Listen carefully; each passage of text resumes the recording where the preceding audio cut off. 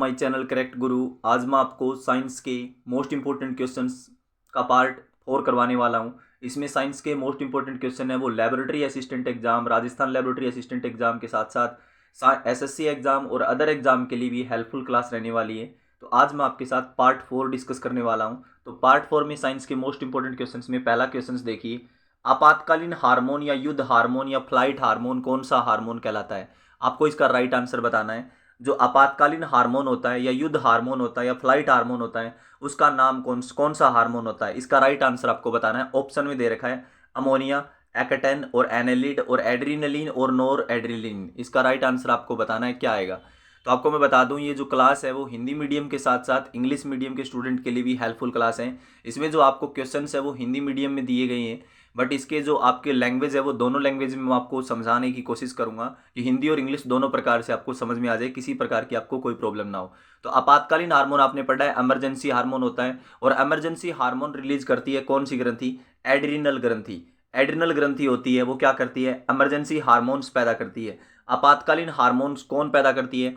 Adrenal ग्रंथि। और adrenal ग्रंथि एक प्रकार की अंतःस्रावी ग्रंथि है जो एड्रेनलिन हार्मोन्स को पैदा करती है। अब आपको मैं बता दूं, अंतःस्रावी ग्रंथियां वो ग्रंथियां होती है जो हार्मोन्स को पैदा करती है। अंतःस्रावी ग्रंथियां कौन सी ग्रंथियां होती है जो हार्मोन को पैदा करती है? अंतःस्रावी ग्रंथियों को अंग्रेजी में एंडोक्राइन ग्लैंड्स कहा जाता है, और बाह्यस्रावी ग्रंथियों को अंग्रेजी में एक्सोक्राइन ग्लैंड्स कहा जाता है।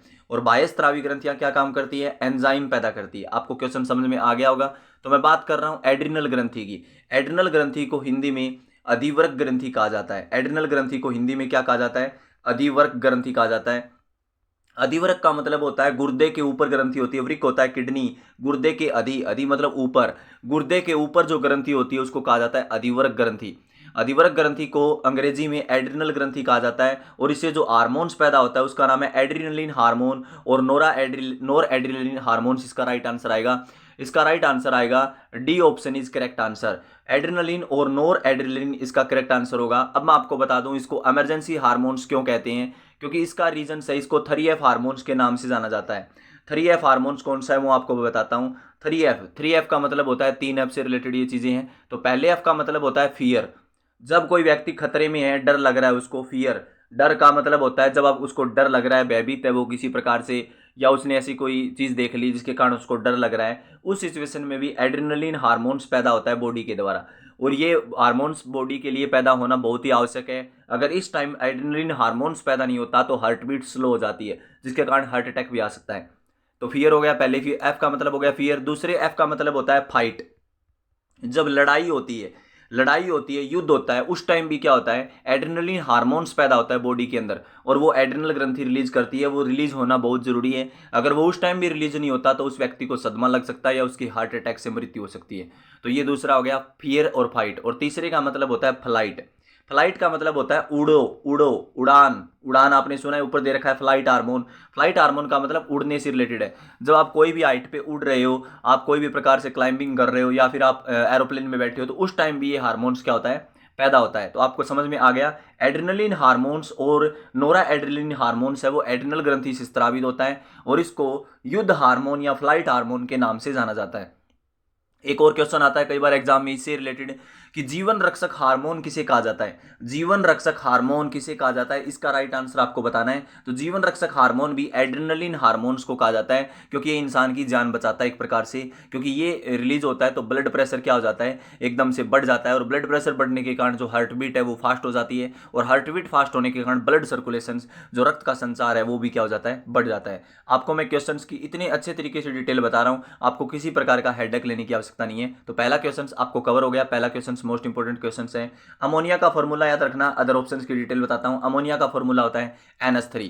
एक टन और एनालिड ये अलग प्रकार की चीजें होगी, इसके बारे में आपको नहीं पढ़ना। तो अमोनिया का फॉर्मूला हो गया NH3। और आपको पता होना चाहिए रेफ्रिजरेटर होता है, फ्रीज होती है, उसके अंदर फ्रीज होता है, उसके अंदर कौन सी गैस का प्रयोग होता है? अमोनिया गैस का प्रयोग होता है। नेक्स्ट क्वेश्चन की तरफ बढ़ते हैं। ये नेक्स्ट क्वेश्चन देखिए, अंतःस्रावी अग्नाशय किससे निर्मित होता है? अंतःस्रावी अग्नाशय, अंतःस्रावी होता है एंडोक्राइन ग्लैंड्स, और अग्नाशय होता है तिल्ली ग्रंथि। अग्नाशय क्या होता है? तिल्ली ग्रंथि, जिसको अंग्रेजी में बोलते हैं पैनक्रियास ग्लैंड्स। पैनक्रियास ग्रंथि आपने पढ़ा होगा, अंग्रेजी और हिंदी दोनों में बताई जा रही हैं। अग्नाशय ग्रंथि जिसको बोलते हैं पैनक्रियास ग्रंथि, और अंग्रेजी में बोलते हैं पैनक्रियास बता दिया अंग्रेजी में, और इसका दूसरा नाम होता है तिल्ली ग्रंथि। यह क्या काम करती है, ध्यान से सुनो। अग्नाशय ग्रंथि होती है वो भी एक हार्मोन पैदा करती है, क्योंकि ये अंतःस्रावी ग्रंथि भी है, अंतःस्रावी ग्रंथि है। तो आपको मैं बता दूं ये हार्मोन्स पैदा करती है, उस हार्मोन का नाम है इंसुलिन हार्मोन। आपने पढ़ा होगा इंसुलिन हार्मोन्स। इंसुलिन हार्मोन्स किस ग्रंथि से पैदा होता है, आपको आंसर बताना है, अग्नाशय ग्रंथि से।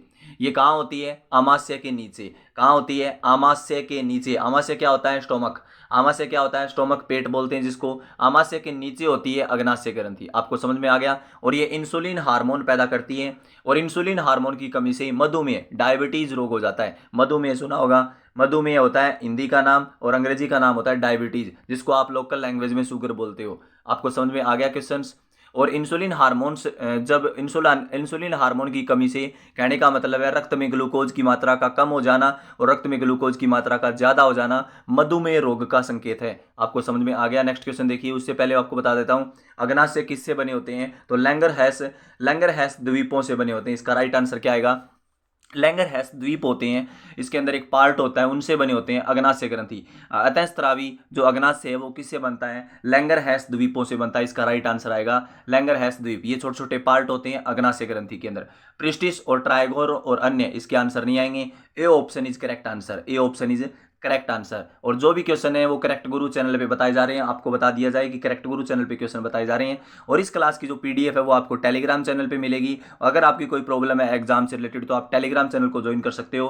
टेलीग्राम चैनल का लिंक है वो डिस्क्रिप्शन में दे दिया गया है। अगर आपके पास एक टेलीग्राम ऐप है तो वहाँ पे आप टेलीग्राम पे सर्च करना करेक्ट गुरु, आपको टेलीग्राम चैनल आ जाएगा और वहाँ आपकी प्रॉब्लम वगैरह सोल्व हो जाएगी। अगर आपको क्लासेस अच्छी लग रही है तो करेक्ट गुरु चैनल को सब्सक्राइब भी जरूर करें। नेक्स्ट क्वेश्चन की तरफ बढ़ते हैं। अग्नाशय एक संयुक्त ग्रंथि है जो किन रूपों में कार्य करती है। अग्नाशय एक संयुक्त ग्रंथि है। संयुक्त ग्रंथि का मतलब क्या होता है, दो प्रकार की ग्रंथि है, एक तो बाह्यस्रावी ग्रंथि है और अंतःस्रावी। ये हार्मोन भी पैदा करती है और ये एंजाइम भी पैदा करती है। तो C option is correct answer. तो आपको समझ में आ गया। अग्नाशय ग्रंथि के बारे में थोड़ी देर पहले बताया था। अग्नाशय एक ऐसी ग्रंथि है जो अंतःस्रावी ग्रंथि भी है और बाह्यस्रावी ग्रंथि भी है, जो हार्मोन भी पैदा करती है और एंजाइम भी पैदा करती है। तो उपरोक्त दोनों इसका करेक्ट आंसर होगा, उपरोक्त दोनों इसका करेक्ट आंसर होगा। आपको समझ में आ गया होगा। अग्नाशय ग्रंथि से हार्मोन भी पैदा होते हैं और एंजाइम भी पैदा होते हैं। तो अंतःस्रावी और बाह्यस्रावी, एक्सोक्राइन और एंडोक्राइन दोनों ग्रंथियां होती है। तो उपरोक्त दोनों, C option is correct answer. Next question, मध्य मस्तिष्क का ऊपरी भाग। मध्य मस्तिष्क जानते हो, मिड ब्रेन की बात कर रहा हूं मैं। मिड ब्रेन आपको पता होना चाहिए। मस्तिष्क के 3 हिस्से होते हैं। पहला होता है अगर मस्तिष्क, जिसको कहा जाता है आगे वाला हिस्सा, अंग्रेजी में बोलते हैं फोर ब्रेन। और बीच का होता है मिड ब्रेन, जिसको कहते हैं मध्य मस्तिष्क। और लास्ट वाला होता है पश्च मस्तिष्क। लास्ट वाला क्या होता है, पश्च मस्तिष्क, जिसको कहते हैं छोटा दिमाग। पश्च मस्तिष्क जिसको बोलते हैं अनु मस्तिष्क, छोटा दिमाग। आपने पढ़ा होगा, इसको बोलते हैं अंग्रेजी में hind brain, HIND, hind brain. Hindi और इंग्लिश दोनों में बताए जा रहे हैं, ध्यान से सुनते रहिए क्वेश्चन को। अब आपको समझ में आना चाहिए मध्य मस्तिष्क का ऊपरी भाग। मध्य मस्तिष्क का जो ऊपरी भाग होता है 4 लोबनुमा उभारों का बना होता है। किसका बना होता है, मध्य मस्तिष्क होता है, मिड ब्रेन का ऊपरी भाग है वो 4 लोबनुमा उभारों का बना होता है, जिन्हें क्या कहते हैं। ये देखिए ऐसे क्वेश्चन पूछ जाते हैं एग्जाम में, लैब असिस्टेंट एग्जाम में ऐसे क्वेश्चंस आते हैं। देखो लेवल देखो इनका, ये लेवल है ना, ये +2 लेवल है। और आपको पता होना चाहिए जो लैब असिस्टेंट का जो एग्जाम है ना वो +2 लेवल पे ही है। तो आपको +1 केमिस्ट्री, फिजिक्स और बायोलॉजी के ज़्यादातर क्वेश्चन आते हैं, जिसमें 40% तो केमिस्ट्री फिजिक्स का +1 का डाटा होता है और 10th क्लास का 60% डाटा, जिसमें जनरल साइंस बोलते हो आप जनरली। तो ध्यान से समझ में आया आपको। इसको क्या कहते हैं, तो मध्य मस्तिष्क के इस भाग को क्या कहते हैं, जिसका 4 लोबनुमा उभारों का बना होता है। ऊपरी भाग किससे बना होता है, 4 लोबनुमा उभार। ये कोई संरचना होगी एक प्रकार से मस्तिष्क की, उसको कहते हैं, उसका पार्ट का नाम है मध्य मस्तिष्क का कार्पोरा क्वाड्रिजेमिना। कार्पोरा क्वाड्रिजेमिना इसका राइट आंसर आएगा। कार्पोरा क्वाड्रिजेमिना किसका हिस्सा है, मध्य मस्तिष्क का भाग है। मध्य मस्तिष्क के भाग को, जिसको क्या बोलते हैं, 4 लोबनुमा उभारों का बना होता है, उसको कहते हैं corpora quadrigemina. Most important question है, बहुत बार एग्जाम में पूछा गया क्वेश्चन है, हर एग्जाम में। आपको क्वेश्चन समझ में आ गया होगा। इसका राइट आंसर आएगा कार्पोरा क्वाड्रिजेमिना। अब आप सोच रहे हो ये क्या है, ये मध्य मस्तिष्क का एक हिस्सा है। आपको समझ में आ गया। 4 ऑप्शन बता देता हूं इनके। 4 ऑप्शन में एपीपेटल्स इसका राइट आंसर नहीं आएगा, यूफारेबिया नहीं आएगा, लीवर वट भी नहीं आएगा। ये भी कोई छोटे छोटे पार्ट है, इनके बारे में पढ़ने की आपको आवश्यकता नहीं है। D option is correct answer. Next question देखिए, आंख के लेंस के सामने आइरिस से घिरा छिद्र आएगा यहाँ। आंख के लेंस के सामने आइरिस से घिरा छिद्र क्या कहलाता है। आंख के लेंस के सामने, आंख में कौन सा लेंस होता है आपको पता होना चाहिए। आई लेंस का नाम होता है उत्तल लेंस। कौन सा लेंस होता है, उत्तल लेंस होता है आंख में, जिसको बोलते हैं कन्वेक्स लेंस। जिसको क्या कहते हैं, कन्वेक्स लेंस। आपने पढ़ा है उत्तल लेंस का ऐसे डायग्राम होता है और अवतल लेंस का ऐसे डायग्राम होता है। ये होता है कन्वेक्स लेंस, उत्तल लेंस, और ये होता है कनकेव लेंस। तो आपको मैं बता दूं, आंख के लेंस के सामने आइरिस, आइरिस क्या होता है, एक छोटा सा आंख के अंदर एक छिद्र होता है, उसको बोलते हैं आइरिस। और उससे घिरा छिद्र, हाँ उससे घिरा छिद्र क्या कहलाता है, प्यूपिल्स कहलाता है। प्यूपिल्स क्या होता है, पुतली। प्यूपिल अंग्रेजी का नाम, हिंदी में क्या बोलते हैं, पुतली, इसका राइट आंसर आएगा। पुतली क्या होती है, प्रकाश अंधेरे में क्या होती है, फैलती है। अंधेरे कमरे में तो क्या होती है, पुतली फैलती है, और ज़्यादा रोशनी वाले कमरे में पुतली क्या होती है, सिकुड़ती है। आपको इसका आंसर भी पता होगा, तो पुतली इसका राइट आंसर आएगा, प्यूपिल। लाइजेज और लाइगेज और ये सफेगरम, ये ऐसे बकवास आंसर है, बकवास ऑप्शन नहीं, ये नहीं आएंगे, तो D option is correct answer होगा। क्लियर होगी बातें, ये क्वेश्चन आपको समझ में आ गया होगा। जो भी क्लासेज है वो करेक्ट गुरु चैनल पे बताई जा रही है। नेक्स्ट क्वेश्चन की तरफ बढ़ते हैं। तंत्रिका आवेगों का एक न्यूरॉन से दूसरे न्यूरॉन्स तक संचरण किसके जरिए होता है। तंत्रिका आवेग होते हैं, उनका एक न्यूरॉन से दूसरे न्यूरॉन तक। अब आपको पता होना चाहिए तंत्रिका तंत्र क्या होता है, नर्वस सिस्टम। क्या बोलते हैं तंत्रिका तंत्र को, क्या बोलते हैं, नर्वस सिस्टम। नर्वस सिस्टम होता है बॉडी के अंदर बाल जैसी संरचना, जो पैर के अंगूठे से लेकर सिर की चोटी तक फैली हुई है। ऐसे बाल से होते हैं, बाल जैसी संरचना होती है, उसको बोलते हैं तंत्रिका तंत्र। अब आपको मैं बता दूं, तंत्रिका तंत्र की इकाई होती है, उसको कहते हैं न्यूरॉन्स। एक तो होता है न्यूरॉन्स जिसको कहते हैं तंत्रिकाक्ष, न्यूरॉन्स को क्या कहते हैं हिंदी में, तंत्रिकाक्ष। एक होता है नेफ्रॉन, नेफ्रॉन सुना होगा, जिसको बोलते हैं वृक्काणु। वह किसका हिस्सा है, नेफ्रॉन होता है किडनी का हिस्सा, वृक्क का हिस्सा होता है। नेफ्रॉन किसका हिस्सा होता है, वृक्क की यूनिट होती है। वृक्क होता है किडनी। आपको पता होगा मानव शरीर में रक्त को शुद्ध कौन करता है, किडनी करता है। 90% काम करता है ब्लड को प्योर करने का किडनी, वृक्क कहते हैं इसको। गुर्दा किडनी वृक्क एक ही बात है, आपको कंफ्यूज नहीं होना। तो न्यूरॉन्स होते हैं ना, न्यूरॉन्स क्या होते हैं, तंत्रिका तंत्र से रिलेटेड वर्ड है। तो न्यूरॉन्स होते हैं दूसरे न्यूरॉन तक संचरण किसके जरिए होता है, तो इसका राइट आंसर आपको पता चल गया। एक न्यूरॉन ये हो गया और एक न्यूरॉन ये हो गया, इनमें जो कम्युनिकेशन होगा ना, आपस में संचरण होगा, आपस में मैसेज पहुंचेगा, आपस में एक स्थान से दूसरे स्थान तक सूचना पहुंचेगी, उसका कारण क्या होगा, उसको बोलते हैं सिनेप्स। क्या कहते हैं उसको, सिनेप्सिस, सिनेप्सिस कहते हैं। सिनेप्सिस का मतलब होता है एक न्यूरॉन्स को दूसरे न्यूरॉन से जोड़ना। एक न्यूरॉन्स को, बॉडी के अंदर एक न्यूरॉन्स होता है, दूसरे न्यूरॉन से जोड़ते हैं। जैसे यहाँ मान लो हार्ट का न्यूरॉन्स है और उसको हाथ के न्यूरॉन से जोड़ना है, तो दोनों के न्यूरॉन्स को आपस में जोड़ेंगे तो उसको क्या कहेंगे, सिनेप्सिस कहेंगे। उन दोनों को जोड़ने वाले को क्या कहते हैं, सिनेप्सिस, इसका राइट आंसर होगा। इसका एक नाम दे दिया, दो न्यूरॉन्स को जोड़ने वाले संचरण को क्या कहा जाता है, सिनेप्सिस कहा जाता है। ध्यान से इसलिए मैं पढ़ा रहा हूँ ताकि आपको क्वेश्चन में कोई प्रॉब्लम ना हो, और मैं इतने अच्छे तरीके से क्वेश्चन करवा रहा हूँ, बार बार आपको पढ़ने की आवश्यकता नहीं पड़ेगी। इतने बारीकी से मैं आपको क्वेश्चनों की डिटेल बता रहा हूं, और आपको लैबोरेटरी असिस्टेंट एग्जाम के साथ साथ ये अदर एग्जाम के लिए भी स्पेशल क्लासेज हैं, और आपको कंप्लीट लैबोरेटरी असिस्टेंट एग्जाम के अच्छे तरीके से इस चैनल पे तैयारी करवाई जाएगी। आपको नेक्स्ट क्वेश्चन की तरफ ले चलते हैं। सिनेप्स दो प्रकार के होते हैं, वे कौन से हैं, सिनेप्स के कितने प्रकार हैं, थोड़ी देर पहले सिनेप्स पूछा था। अब सिनेप्स के प्रकार क्या हैं, दो, कौन कौन से हैं, एक तो होता है केमिकल सिनेप्स और एक होता है इलेक्ट्रिकल सिनेप्स। दो प्रकार के सिग्नल होते हैं बॉडी के अंदर, एक तो केमिकली, जिसमें केमिकली सिग्नल मिलता है ब्रेन को, और दूसरा होता है इलेक्ट्रिकली सिग्नल। दो प्रकार के सिग्नल हो गए, सिग्नल मतलब सूचना देना एक प्रकार से, तो उपरोक्त दोनों इसके राइट आंसर आएंगे। दो प्रकार के होते हैं, कौन कौन से, एक तो होता है रासायनिक सिनेप्स और एक होता है विद्युत सिनेप्स। इसको कहते हैं केमिकल सिनेप्स और इसको कहते हैं इलेक्ट्रिकल सिनेप्स। ये तो मिलता है केमिकल पदार्थों से, जब आपने कोई बॉडी के अंदर केमिकल रिएक्शन होगी तो उस टाइम आपके ब्रेन को मैसेज मिलेगा, उसको कहते हैं केमिकल सिनेप्स। और इलेक्ट्रिकल सिग्नल का मतलब होता है एक प्रकार से इलेक्ट्रॉनों द्वारा, बॉडी के अंदर इलेक्ट्रॉन्स मूव करते रहते हैं उनके द्वारा, तो उसको कहते हैं इलेक्ट्रिकल सिनेप्स। तो दोनों आगे आपको समझ में आ गया क्वेश्चन, हाई लेवल क्वेश्चन है, बहुत ज़्यादा आपको क्वेश्चन अच्छा लगा होगा, समझ में आया होगा। नेक्स्ट क्वेश्चन की तरफ बढ़ते हैं। कौन सा हार्मोन केंद्रीय तंत्रिका तंत्र पर कार्य कर नर लैंगिक व्यवहार को प्रभावित करता है। ध्यान से सुनिए इस क्वेश्चन को। कौन सा हार्मोन केंद्रीय तंत्रिका तंत्र पर काम कर नर लैंगिक व्यवहार को प्रभावित करता है। आपको समझ में आया क्वेश्चन।